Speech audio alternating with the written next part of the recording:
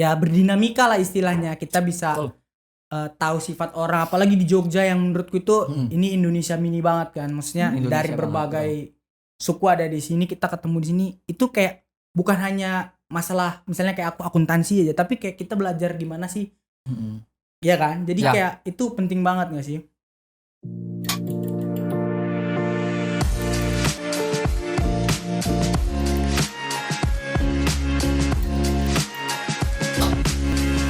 Jadi aku mau nanya lagi nih Kak, kayak bagaimana sih menurut Kakak sama teman-teman yang mungkin dia kayak ngerasa salah jurusan, terus kayak pingin pingin keluar, pingin udah nyelesain gitu, kayak udah sanggup. Kalian tuh nggak tahu, aku tuh berat banget gitu. Kalau dari pengalaman aku ya, aku ngomong berdasarkan pengalaman aku yang aku nggak punya privilege untuk mengulang kuliah lagi. Karena keterbatasan yang lain gitu, keterbatasan dana yang paling utama. Jadi aku ngomong kalau misalnya nih aku ketemu dengan diriku yang waktu itu sedang bergumul untuk aku tinggalin nggak jurusanku ini, atau aku harus gimana, atau aku berhenti aja kuliah, atau aku lanjut aja. Aku akan ngomong lanjut aja. Kenapa lanjut aja? Gitu. Selesaikan apa yang udah dimulai gitu. Karena pentingnya itu pertama itu buat diri jadi disiplin sih, jadi lebih kita jadi bertanggung jawab benar, sama kita jadi apa yang bertanggung kita jawab udah, dengan apa yang udah istilah itu apa yang udah kita mulai harus kita udah selesaikan. Tapi memang aku perlu ngomong juga, kenyataannya nggak semudah itu benar. Aku di semester 5, jadi itu udah berapa tahun, dari semester 3 aku sadar, semester 5 aku depresi, sempat depresi juga. Sempat depresi, terus waktu itu sempat konseling sama Mbak Riana. Jadi sempat konseling sama Mbak Riana, terus aku juga ngerasain itu titik terendah di mana aku makin bentrok gitu. Jadi benar-benar nggak enak rasanya jalanin. Tapi aku sampai di satu titik di mana aku ngerasa kayaknya aku harus selesaikan ini. Apapun yang terjadi aku harus selesaikan ini, karena ini adalah tanggung jawab. Ini cita-cita dari orang tua. Orang tua udah kasih amanat untuk kuliah gitu. Sini, ya kan? Jadi aku merasa bahwa aku berdoa dan aku beriman bahwa setelah ini kayaknya aku akan bisa punya kesempatan untuk bekerja di bidang yang emang aku pengen. Jadi di sekitar semester 5 baru aku sadar bahwa semester 5 ya Kakak mulai sadar. Semester 5, semester 6 waktu mulai proposal dan skripsi itu baru mulai sadar bahwa kayaknya aku punya passion di sini gitu. Barusan aku mau tanya nih, kayak gimana sih Kakak kayak akhirnya menemukan gitu, inilah passionku tuh, coba ceritain dikit. Itu sebenarnya dimulai dari aku ingat sekitar umur 4 tahun nih. Umur 4 tahun aku pernah diajarin moto kayak kamera analog gitu sama gila, umur 4 tahun udah megang ini ya. Umur sekitar umur 4 tahun. Dan fotonya itu setengah, mukanya agak kelihatan. Aku masih punya fotonya. Tapi gini, aku percaya bahwa Tuhan itu udah persiapkan kita untuk melakukan sesuatu itu dari jauh hari gitu. Apapun jalannya, mau ke kiri, mau ke kanan, mau mutar dulu. Jika Tuhan bilang ke A, aku merasa bahwa waktu aku ingat, waktu aku renungkan, Tuhan, kayaknya aku udah pernah berada di momen ketika aku belajar fotografi gitu. Tapi lama terus aku nggak main lagi, nggak moto lagi, dan nggak punya kamera kan waktu itu. Terus ternyata kayak, kok pas aku masuk ke komunitas Joy, masuk di multimedia ministry. Jadi kayak nyambung gitu ya. Kayak mulai aku mulai ada koneksi. Ternyata mulai ada tujuan yang kelihatan, kayak mulai ada benang merah. Sebenarnya dari situ sih, dari Joy aku mulai ngerasa, aku punya passion di fotografi, spesifiknya fotografi dan video. Aku jadi keinget nih sama apa yang dipaparin Kak Wi. Aku tuh kemarin tuh akhir-akhir baru-baru ini dengar sama sermonnya ini Pastor Jeffrey Rahmat. Dia tuh gembalaan JPCC, dia bilang nggak semua, kalau lagi ngomongin passion ini ya, nggak semua orang itu kayak si ini Yeremia, atau Kakak tahu Paulus yang dia bilang kayak yang bener-bener spesifik gitu. Dia jadi kayak Tuhan tuh dari kecil, dari yang bocah kayak udah tahu gitu, si Yeremia ini udah tahu apa ininya. Tapi dia bilang nggak semua orang kayak gitu. Dia bilang kalau menemukan passion, menemukan destiny itu Dia bilang kayak orang main golf. Kakak pernah main golf nggak? Aku juga nggak tahu tapi jelas nggak pernah. Ya, itu olahraga orang kaya soalnya. Kakak tahu lah kita makan Iya. burjo kan. Jadi dia bilang, dia terangkan kalau main golf itu ya kan, itu ada namanya par. Jadi kita tuh par. Jadi tempat buat masukin bola-bolanya itu terdiri dari 3 bagian. Ada par 3, par 4, par 5. Jadi dia bilang yang par 3 itu kita pukul sekali golfnya itu bisa langsung ketahuan gitu. Kita lihat jarak lapangannya itu kita langsung tahu apa lubangnya itu di mana gitu. Kalau par 4 itu kita pukul sekali terus kita pukul sekali lagi baru tahu. Nah, kebanyakan orang itu kayak di par 5. Dia bilang kayak jadi par 5 itu jaraknya itu bisa 500 meter Kawi. Jadi nggak kelihatan. Jadi nggak kelihatan, iya. Jadi kan kalau misalnya nih kalau teman-teman bisa googling, kalau misalnya lapangan golf itu kan ada pohon-pohon, ada sungai-sungai. Jadi kita tuh ya udah kita tuh pukul sekali dulu, kita pukul ke sana ke kanan, terus habis itu belum kelihatan, pukul lagi ke sana. Bahkan kayaknya apa namanya kok berlawanan dari apa yang mau kita tuju gitu. Tapi kita kayak udah melihat garis besarnya nih. Oh iya benar ya. Iya. Kalau kita pukul lurus belum tentu langsung. Iya dong, jaraknya jauh. Bisa jadi ada kolam. Iya. Ada pohon, terus pohon-pohon tinggi. Kita nggak tahu lubangnya di mana. Jadi kita tuh pukul dulu ke kanan baru. Jadi aku tuh langsung kayak wow, ternyata kayak gitu ya. Nggak semua orang kayak apa namanya langsung dapat passionnya gini. Ya beruntung lah Kawi yang udah dapetin passionnya. Jadi dia kayak jalaninnya enak kayak gitu. Tapi buat temen-temen yang belum dapat passion ya kayak aku juga masih cari-cari apa sih sebenarnya yang bakal aku lakuin kayak gitu. Itu aku ngerasa ya udah kita kayak kerja sana. Ada kan orang sana kerja sini dulu, mentok sana mentok sini, pecat sana sini sana. Jadi akhirnya dia dapet apa sih tujuan hidupku kayak gitu kan. Itu yang paling penting. Balik lagi nih ke Kawi. Kan Kawi itu akhirnya menemukan kayak gitu, kayak akhirnya berjalan seiringnya waktu dipertemukan kakak sadar kayaknya dipertemukan dengan jodoh juga gak sih? Dipertemukan jodoh juga gak sih? Iya. Dipertemukan dengan aku jawab ya kita doain. Oh iya. Kita doain aja. Terus dulu gitu. Enggak mau. Jadi kan kakak akhirnya menemukan passion kakak di sini. Passionnya fotografi kayak gitu. Kan kakak yang dari elektro bener-bener langsung kayak apa keluar jalur gitu. Langsung bikin putar balik kayak gitu kan. Untung nggak ada biru-birunya tuh dia. Putar balik ring road, ya ampun tuh kan ada putar balik itu biru-birunya. U-turn. Oke. Jadi aku nggak ngerti. apa ada nggak sih tantangan yang kakak alamin kayak gitu? Banyak banget. Jelas lah. Kalau ngomongin tantangan ya banyak banget ya. Pertama tadi kan aku udah bilang mungkin orang tua kalian kaya, tapi orang tuaku tidak sekaya itu gitu. Tapi tantangannya yang paling besar adalah di uang lagi sih. Setelah aku mempertimbangkan aku akan ngambil apa setelah ini, apa yang akan aku lakukan maksudnya setelah aku lulus dari jurusan ini gitu, dengan apa yang akan aku ambil itu yang menjadi tantangan berikutnya. Karena pertama aku nggak punya uang dan orang tuaku nggak bisa. Sebelumnya aku udah menemukan passionku ya di sekitar semester 5 itu, dan waktu pengerjaan skripsi juga aku makin yakin bahwa di multimedia, di videografi, fotografi itu passionnya aku gitu. Tantangannya tuh aku jadi bagaimana ya, kayak susah untuk memulai. Habis ini aku mau jadi fotografer gitu, mau jadi videografer. Susahnya adalah karena aku nggak punya uang gitu. Sementara peralatan itu mahal. Iya sih. Kuliah aja aku kesulitan, apalagi untuk di ini gitu loh. Tapi untungnya kakak udah memulai yang di saat kuliah itu udah memulai. Jadi kayak orang itu udah tahu kakak punya skill itu gitu. Maksudnya itu, ada kan orang-orang gini kak yang kayak aku kayak salah jurusan nih, kayak misalnya aku nih salah jurusan, terus abis itu tapi aku belum pernah melakukan hal yang ingin aku lakukan. Ya, hal yang lain yang ingin aku lakukan. Terus akhirnya ya gimana nih, aduh. Sedangkan ijazahku sesuai dengan gelarku, aku pengen melakukan hal yang di luar dan tapi aku belum punya pengalaman ngelakuin itu. Bentar, aku nanya dong. Kok kalau di gelar kok apa sih, kalau akuntansi itu apa sih itunya? Wah, ini dia yang nggak tahu. Serius SAK gitu, sak. Iya, SAK dong. Kayak standar bukan sak semen ya. Tapi dulu tuh SE tuh gitu.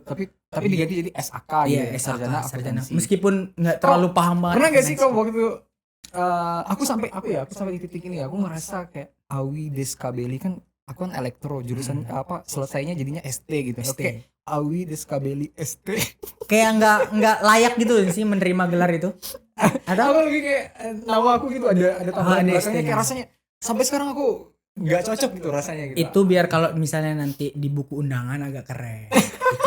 Itu aja kelebihannya. Cuma itu aja. Ya, bisa.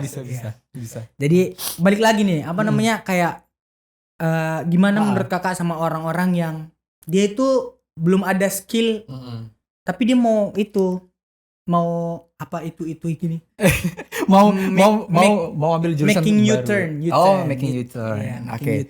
Ya, di pengalaman aku waktu aku depresi dan waktu aku mulai kayak mencari dan mulai sadar bahwa elektro bukan tempat aku jadi mulai kayak melihat ke tempat lain. Sebenarnya aku tuh apa sih potensi yang aku punya, apa sih yang aku inginkan, apa sih cita-cita aku, apa sih. Mulai dari situ untungnya karena gabung di Joy, masuk di Multimedia Industry, jadi kayak langsung terarah gitu. Tapi aku juga gak betul kemungkinan ada teman-teman yang gak punya privilege langsung menemukan ya. Jadi usulku ya jalani aja dulu, makanya jangan quit. Jadi kayak semakin kamu yakin bahwa kamu di tempat yang salah, jadi kamu makin bisa tahu tempat yang benar itu yang mana gitu. Aku ngerasanya gitu sih, karena aku semakin yakin elektro itu bukan jurusanku gitu ya.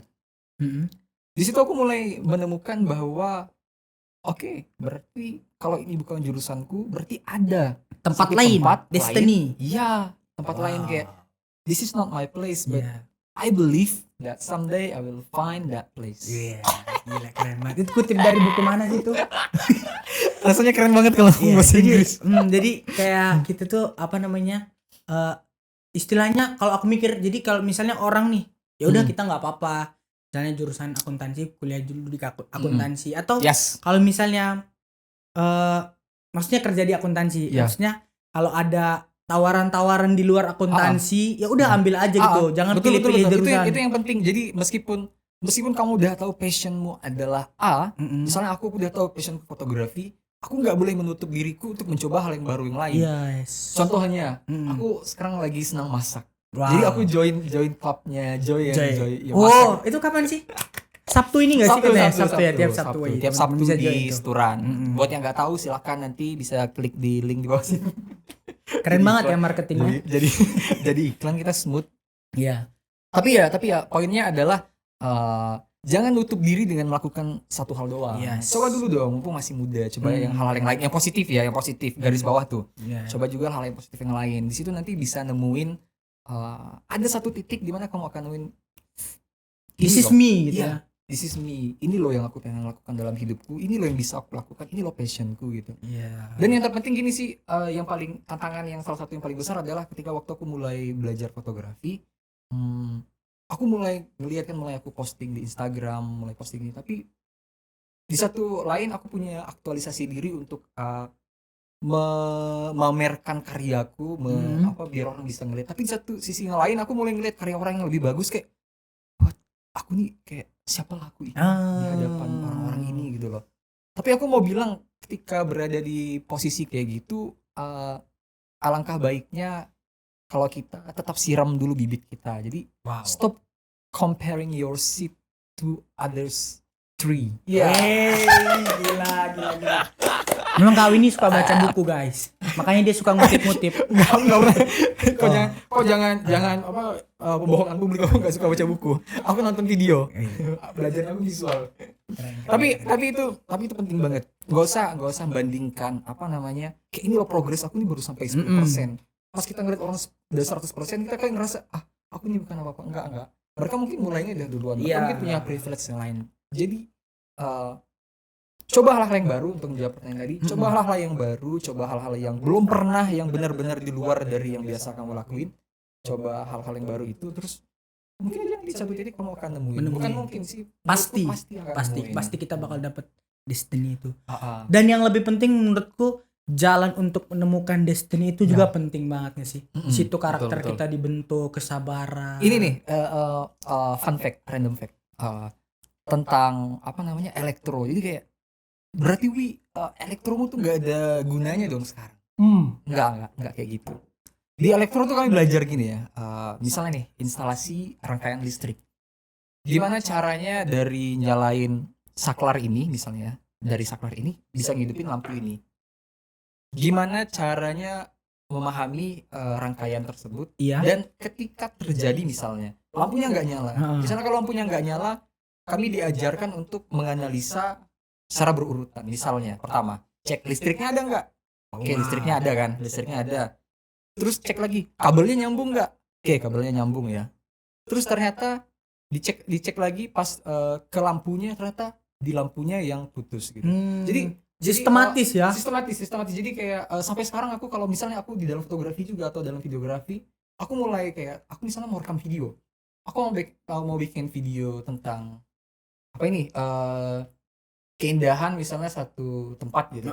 Dalam kepala aku berpikir secara berurutan. Jadi sebelum aku pengen jadinya nih A, aku pengen jadinya nih begini dan begini gitu. Jadinya aku mulai berurutan. Sebelum itu untuk aku mencapai ke sana apa yang harus aku lakukan? Ternyata ini. Nah, cara pola pikir yang aku dapatkan dan aku pelajari itu yang penting ya. Betul. Yang balik kita essence kuliah tadi. Poinnya kayak apapun yang dilakukan meskipun itu belum langsung nyampe ke jurusan, apa tadi yang istilahnya yang dalam golf itu meskipun baru par. Itu meskipun belum nyampe ke par 5 tadi ya. Par 5 itu kan kita pukulnya banyak kali. Meskipun satu pukulan nggak nyampe ke par 5, coba aja dulu pukul sedikit. Benar. Nanti akhirnya bakalan nemu. Aku yakin banget itu. Ya, ternyata aku pikir tuh Kawi begitu Kawi langsung menemukan passion nggak ada masalahnya, ternyata ada juga ya. Banyak banget. Pertama ya peralatan untuk misalnya fotografi itu mahal banget, sementara nggak ada uangnya. Tapi modal iman sih. Benar. Jadi ya tetap berjuang gitu ya. Buat apa yang udah kita pilih ada konsekuensi, harus itu. Iya, konkretnya kalau misalnya teman-teman ada yang ngerasa bahwa aku nih salah jurusan, aku nggak bisa lagi di sini, aku nggak bisa lagi. Oke, mungkin kalau kalian punya kesempatan atau punya privilege dan terus terang aja, misalnya kalau orang tua kalian kaya, oke, mungkin kalian bisa keluar. Tapi sebelum kalian keluar, sebelum kalian pindah jurusan, coba cek diri dulu. Iya. Apakah ketika kamu udah ngambil jurusan yang lebih baik dalam pikiranmu itu jurusan B selain jurusan kamu sekarang, apakah kamu tidak akan melakukan hal yang sama seperti saat ini ketika kamu berpikir bahwa aku pengen pindah jurusan dan ini bukan tempatku. Jangan-jangan nanti pas kamu udah pindah sama ini bukan tempatku lagi. Iya, jadi cari terus. Iya benar. Cari terus gitu ya. Iya gitu. Keren banget. Bentar. Berarti sekarang kau udah nemuin passion kau, udah nemuin tempat kau atau belum? Aku masih pukul sana pukul sini. Jadi kayak sampai pukul sana pukul sini ya. Iya, masih betul. Mentok dulu baru akhirnya ketemu. Tapi aku mau bilang juga sekalipun misalnya kayak mungkin kau anggapnya aku udah nemuin tempatku gitu. Iya. Tapi sebenarnya terus terang aku juga masih pukul sana sini ya. Karena aku perlu ngelihat juga yang lain. Bukan maksudnya nggak fokus, tapi maksudnya aku perlu lihat referensi yang lain. Apa potensi yang lain di diriku tuh yang nyambung yang bisa aku kembangkan. Aku rasa bagian pukul sana pukul sini itu suatu saat akan kau gunakan benar.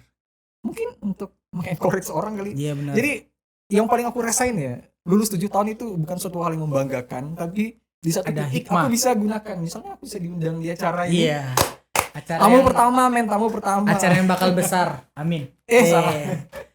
Wow, mantap. Makasih Kawi buat sharing-sharingnya. Thank you banget udah undang aku. Dapetin sesuatu. Gila, maksudnya sharing-sharing pengalaman doang kan, tapi aku kayak belajar gitu. Jadi menurutku keren banget sih, maksudnya kita bisa berbagi pengalaman. Iya, betul. Ya, jadi teman-teman Joy juga yang misalnya mau berbagi pengalaman, nanti kita bisa ngobrol-ngobrol santai tipis tapi bermakna. Gimana caranya kalau misalnya mau itu? Nanti kalian bisa kalian komen di YouTube Joy, kalian bisa tinggalkan cerita mungkin, atau misalnya kalau malu komen mungkin bisa DM aja kali ya. Iya, DM di Joy. Nanti DM follow di Instagram Joy Fellowship Indonesia. Kayak Kak, aku mau cerita nih, aku punya pengalaman menarik, mungkin teman-teman bisa terberkati dengan pengalamanku. Atau teman-teman juga mau komen kayak, Kak, kayaknya kita perlu bahas ini deh. Nanti kita cariin, nanti kita perlu cari juga teman-teman Joyer siapa sih yang kayaknya dia punya pengalaman itu dan kita itu bisa belajar dari itu. Jadi intinya serang aja IG-nya Joy. Iya. Tetap stay tune. Jangan lupa like, comment, subscribe nanti biar channel kita ini terus memberkati banyak orang.